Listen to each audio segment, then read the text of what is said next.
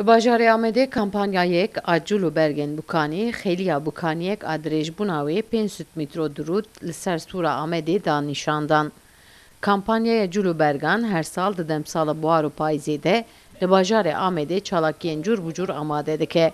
Berê niha jî ji pelên daran û ji telîsan Culubergên jinan û Bukaniyên keçikan çêkiribû. Vê carê jî dirêjbûna xêliyê wê 500 mîtro Bukaniyek çêkir û danasîn.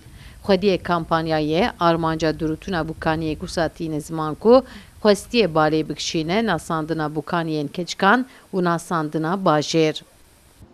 Ma yaklaşık hafta hazırlıkken Ponsey Medre DGC'ye kuyruk olarak Semed Ahmet tanıtım suru ma khayl bir envai etkinlik fiki insan madde kaç kaşkanu ma Semed'a var ya girişim hambe maza memnuni Semed'den var.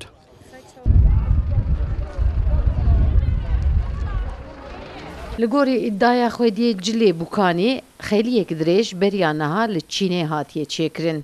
Ev Bukanî jî ji aliyê dirêjbûna xêliyê ve li herêmê cara yekem e. Modelîsta ku Bukaniyê li xwe kiribû jî dibêje, tiştekî cuda ye lê gelek giran e.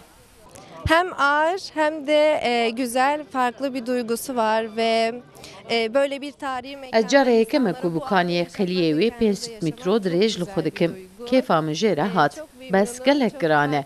Keçikên ku berzewacê ne wê tercih bikin nizanim. Lê tiştekî balkêş e. Ez keyxweşim ku di vê çalakiyê de cih girtim. Duvak zaten başı var sonu yok. Öyle bir duvak. Biraz ağır.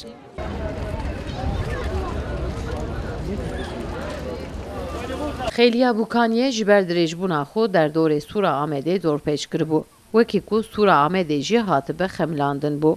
Welatiyên ku bi çavên matmayê li xêliyê û Bukaniyê dinêrîn, bi model re wê nedikşandin. Sevda Kaplan, Kurdistan TV, Amed.